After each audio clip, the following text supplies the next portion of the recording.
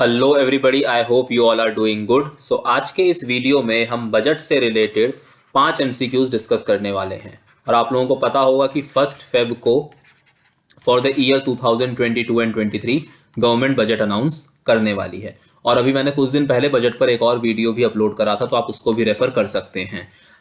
Video को शुरू करने से पहले चैनल को सब्सक्राइब जरूर कर लीजिएगा और इस वीडियो में जो भी आपको इंपॉर्टेंट लगे, जो भी आपको अच्छे पॉइंट्स मिले, उनको नोट डाउन आप करते रहिएगा। तो चलिए आइए वीडियो को शुरू करते हैं और देखते हैं कि क्या एमसीक्यूज आज हमारे पास हैं करने के लिए। तो पहला सवाल है, which of the following funds are operated by executive action. इसका मतलब यह है कि इनमें से कौन से फंड से पैसा निकालने के लिए पार्लियामेंट की अप्रूवल लेने की जरूरत नहीं पड़ती है, यानी कि अप्रोप्रिएशन बिल आपको पास करने की जरूरत नहीं पड़ती है। तो देखिए, कंसोलिडेटेड फंड ऑफ इंडिया, ये आप लोगों को पता है और मैंने अपने पहले वीडियो में आपको बताया भी था कि जो बजट होता है उसमें सरकार in short consolidated fund of India का ही लेखा जोखा देती है कि इसमें पैसा कहां से आएगा और इस पैसे को सरकार कहां पर इस्तेमाल करेगी। तो budget is basically related to consolidated fund of India. और सीएफआई से यानी कंसोलिडेटेड फंड ऑफ इंडिया से कोई भी पैसा निकालने के लिए आपको पार्लियामेंट की अप्रूवल लेनी पड़ती है, अप्रोप्रिएशन बिल पास करवाना पड़ता है, बिना उसके पैसा नहीं निकल सकता। On the other hand, contingency fund और पब्लिक अकाउंट फंड्स, ये आपके डायरेक्ट एग्जीक्यूटिव एक्शन द्वारा या कह लीजिए कि एग्जीक्यूटिव द्वारा कंट्रोल्ड होते हैं और इसके लिए आपको पार्लियामेंट्री अप्रूवल की जरूरत नहीं पड़ती है। तो हमारे ऑप्शन क्या होंगे? Correct 2 and 3। So D is are correct choice. आइए अगला सवाल देखते हैं। देखिए, ऑप्शन मैंने यहां पर लिखा भी हुआ है। What is rule of lapse? Rule of lapse क्या होता है? तो इस सवाल के जवाब से आपको रूल ऑफ लैप्स की डेफिनेशन मिल जाएगी। पहला ऑप्शन पढ़ते हैं, क्या है? If money approved by parliament for a particular grant is not fully spent then it can not be used for any other grant. Okay, ठीक है, थोड़ी देर के लिए साइड में रखते हैं।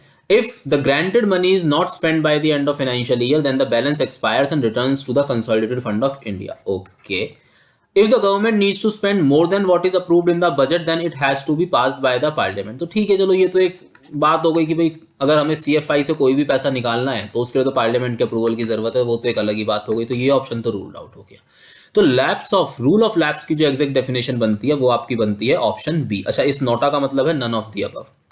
तो ऑप्शन बी में सीधी सी बात कही गई है कि जितना पैसा, मान लीजिए डिफेंस पर खर्च करने के लिए सरकार ने 1000 करोड़ रुपए बजट में अप्रूव करवाए थे और सरकार केवल 900 करोड़ ही खर्च कर पाई, तो 100 करोड़ रुपए दोबारा आपका कंसोलिडेटेड फंड ऑफ इंडिया में जाकर जमा हो जाएगा और फिर अगले साल के फाइनेंशियल ईयर में जब आप नया बजट लेकर आएंगे तो फिर से उस पैसे के लिए आप अलग व्यवस्था बनाएंगे। तो रूल ऑफ लैप्स की डेफिनेशन क्या है? Option B. अगला सवाल देखते हैं। देखिए, 3 तरह के कट मोशन होते हैं, पॉलिसी कट, इकोनॉमी कट और टोकन कट। और आपसे यहां पर यह पूछा है कि इसमें से कौन कौन सी डेफिनेशन सही लिखी हुई है। तो आइए पहला पढ़ते हैं। It represents the disapproval of the policy underlying the demand. It states that the amount of the demand be reduced by ₹1। Okay, ठीक है जी।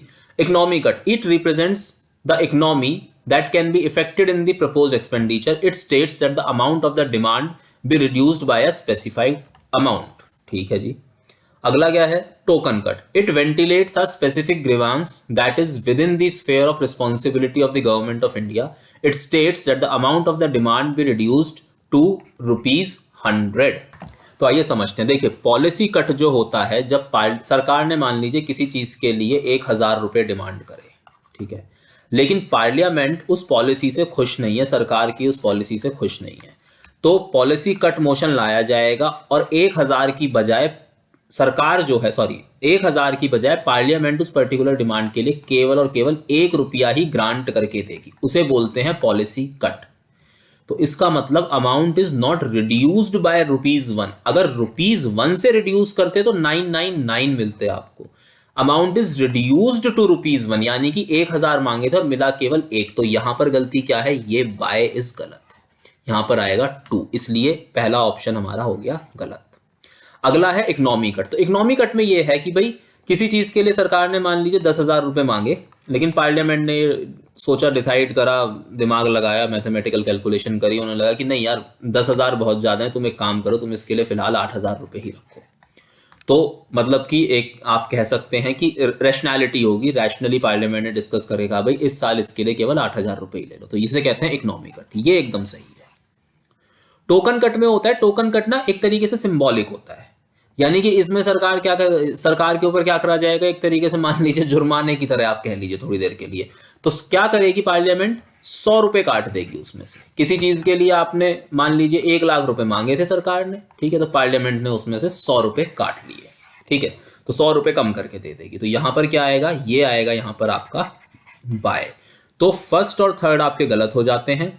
तो करेक्ट ऑप्शन आपका कौन सा बचता है, 2 only. So B is the correct option. अब एक चीज हमेशा ध्यान रखिएगा, अगर गवर्नमेंट आपकी मैंडेट में चल रही है, ठीक है, और इनमें से कोई सा भी मोशन बजट सेशन के दौरान पार्लियामेंट में पास हो जाता है तो वो इनडायरेक्टली गवर्नमेंट की डिफीट हो जाएगी, ठीक है। तो इसलिए जब भी गवर्नमेंट मैंडेट में होती है तो कभी भी पार्लियामेंट में कट मोशन पास नहीं हो सकते हैं। चलिए आइए अगले सवाल की तरफ चलते हैं। यहां पर मैंने तीनों पॉलिसी कट, इकोनॉमी कट और टोकन कट की मैंने आपको डेफिनेशन दे रखी है। आप वीडियो को पॉज करके इन्हें एक बार पढ़ भी सकते हैं। चलिए चूज इनकरेक्ट। अब ना एक चीज और दिमाग में रखिएगा, एमसीक्यूज करते वक्त बहुत ध्यान से ये पढ़ लिया कीजिए कि करेक्ट पूछा हुआ है या इनकरेक्ट पूछा हुआ है। स्टूडेंट ये गलती बहुत बार करते हैं। Each demand is voted separately by the Lok Sabha, हाँ जी ठीक है। During this stage no discussion of the detail of the budget take place. Actually में ये हो रहा है जब आपका वोटिंग वाला जो पार्ट है ना, ये उस पार्ट की बात कर रहा है, ठीक है। During this stage no discussion of the details of budget take place, नहीं जी, डिस्कशन करा जा सकता है, इसलिए ये स्टेटमेंट गलत है। They can also move motion to reduce any demand for grant, such motions are called cut motions which are of 3 kinds. ये तो अभी हमने पीछे पढ़ाई है, ये स्टेटमेंट तो एकदम सही है। तो पहली और तीसरी स्टेटमेंट सही है, सेकंड स्टेटमेंट हमारी इनकरेक्ट हो जाती है। तो ऑप्शन सी विल फॉलो। यहां पर देखिएगा, each demand is voted separately by Lok Sabha. During this stage members of parliament can discuss the details of the budget, ठीक है जी। They can move cut motions. तो यहां पर ये आपकी चीज क्लियर हो गई। चलिए अगला सवाल देख लेते हैं इसी बात पर। हमें इस सवाल में करेक्ट चुनना है। In the light of the reports of departmental standing committee the Lok Sabha takes up voting of demand for grants. ठीक लग रही है, बाकी आगे देखते हैं। The demands are presented ministry wise, a grant becomes a demand after it has been duly voted. ये तो जी टेक्निकली गलत लिख दिया।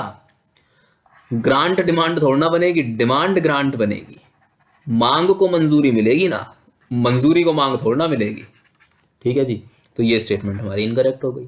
The Rajya Sabha has power to vote for expenditure made from CFI that is consolidated fund of India. तो मैं यहां पर एक बात आपको क्लियर कर देता हूं बहुत कायदे से। बजट पर राज्यसभा किसी भी तरीके की वोटिंग नहीं करती है, ना ही चार्ज्ड अपॉन एक्सपेंडिचर के ऊपर, ना ही expenditure made from consolidated fund of India के ऊपर, जो कि दोनों जो मेड फ्रॉम वाले पॉइंट जो इसमें तीसरे पॉइंट में लिखा हुआ है, ठीक है। तो राज्यसभा किसी भी पार्ट पर वोट नहीं करती है, इसलिए ये भी गलत हो जाता है। Voting on expenditure charged on consolidated fund of India is exclusive right of Lok Sabha. This is Lok Sabha. तो यहां पर मैं आपको एक चीज और बता देता हूं कि जो चार्ज्ड अपॉन एक्सपेंडिचर होता है कंसोलिडेटेड फंड ऑफ इंडिया पर, उस पर भी किसी किस्म की वोटिंग नहीं होती है, उस पर लोकसभा वोट नहीं करती है। तो लोकसभा केवल और केवल expenditure made from consolidated fund of India के लिए वोट करती है। तो उस हिसाब से केवल और केवल स्टेटमेंट नंबर 1 सही मिलती है और मेरा आंसर क्या हो जाएगा, सी।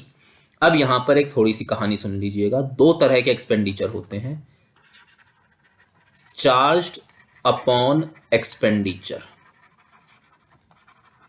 और दूसरा made from consolidated fund of India. Expenditure made from consolidated fund of India, इसमें आते हैं जैसे प्रेसिडेंट की सैलरी, सुप्रीम कोर्ट के जजेस की सैलरी, हाई कोर्ट के जजेस की पेंशन वगैरह, जो सारी चीज़ें हैं वो सब इसके अंदर आती हैं। और जैसे मान लीजिए आपको इंफ्रा पे खर्च करना है या और चीज़ों पर आपको खर्च करना है, वो सारा आपका एक्सपेंडिचर मेड फ्रॉम CFI पर आता है। तो चार्ज्ड अपॉन एक्सपेंडिचर के ऊपर किसी भी किस्म की वोटिंग नहीं होती है, ना ही लोकसभा में ना ही राज्यसभा में। Expenditure made from consolidated fund of India के ऊपर वोटिंग होती है और वो भी केवल लोकसभा में, राज्यसभा में वोटिंग होती ही नहीं है। तो कुल मिलाकर के बजट पर राज्यसभा किसी किस्म का वोट नहीं करती है, केवल डिस्कस करती है। और लोकसभा वोट करती है केवल मेड फ्रॉम एक्सपेंडिचर के लिए, चार्ज अपॉन एक्सपेंडिचर के लिए तो वोटिंग होगी ही नहीं। तो चलिए आज के लेक्चर में इतना ही। Please like, share and subscribe the channel and thank you very much.